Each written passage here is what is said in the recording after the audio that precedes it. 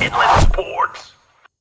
We're leading things off. This guy's done the show a bunch, and we do appreciate it. He's the head coach of the San Jacinto football team, Aric Galliano. And Coach, listen, man, I know you're working the beard right now. When's the last time you shaved? Last time you were clean shaven on the sidelines? Probably about 2 years ago during the COVID season was probably the last time I did it. So I have a tradition. Usually I do it right before we go to school. It's the last time I get a haircut, last time I shave, and then not until we lose. And so the last couple of years it's been not until late in the season. So I dig it. Well, Coach, listen, strong start for you guys. Couple big wins to open up the season. I know you got a big game coming up on Thursday against Chaparral. We'll get to that one in a second. But beating Rev, beating Heritage, I saw one of those games. You guys look very impressive. But what have you liked about your Tiger team so far through the first two games?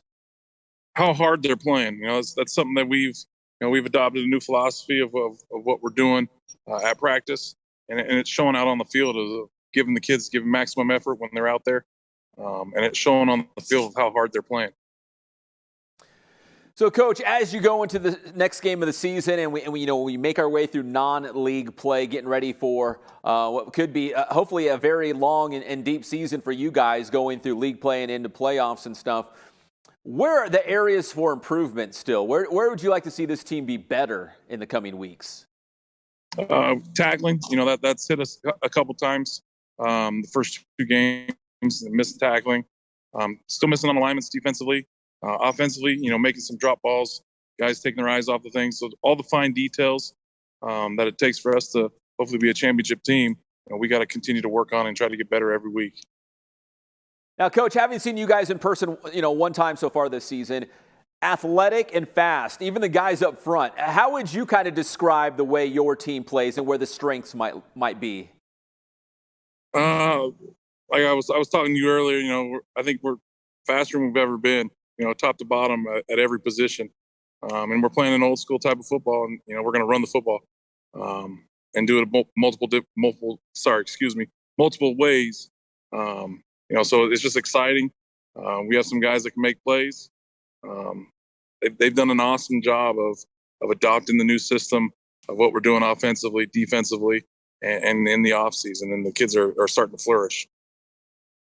All right, Coach, I'm going to pull back the curtain just a little bit and share a personal story. So, I'll make this quick. This is not a long story. So, Absolutely. my daughter had a report at school, and they were talking about nature. And I said, hey, here's how you finish your report. You hit your teacher with some Nature Boy and ask her if she knows who the Nature Boy is, because if you're going to talk about nature, you got to talk about the man, Ric Flair. Yeah. You guys have a Nature Boy robe and a big, championship belt on the sideline.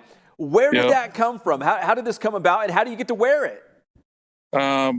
We've had the championship belts for the last couple of years. Big plays offensively and defensively, trying to get the kids excited to celebrate with their teammates.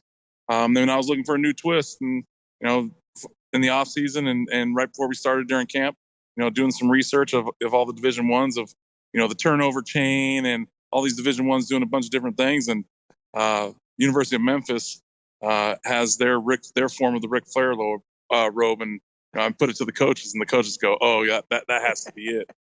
So we searched it, and we ended up purchasing it, and the kids love it. They hustle off to the sidelines to get their picture taken and with the belt and have them putting the robe on. Yeah, when I took a picture of it. And I sent it to my daughters, and I said, I told you, everybody loves the Nature Boy. Your teacher would have loved it in that report. Absolutely. But, Coach, Thursday night, short week, getting ready for the Pumas. What are the pros and the cons of working on a short week to get ready for a tough opponent? I think it limits both of us of what we can do. We go in with our game plan, some minor changes that we'll make or small adjustments that we need to make. Can't go in, with too big of a change from week to week. So it kind of limits what we're able to do, makes us actually work on the finer details of what we're doing of our base stuff to make sure that we're ready to go.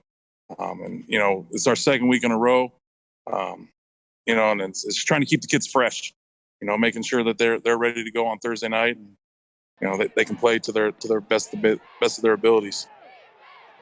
Coach, I've been looking at the schedule not only for this week, but every single week through the regular season, and there is a ton of Thursday night games. I feel like there's never been more than this season with Thursday night games. So I always ask the question, then, if you have a Thursday night game for the coaches like yourself, what do you do on Friday night? Do you actually go scout another team? Is it date night? You take your wife to the movies? Like, what do you do on a Friday night?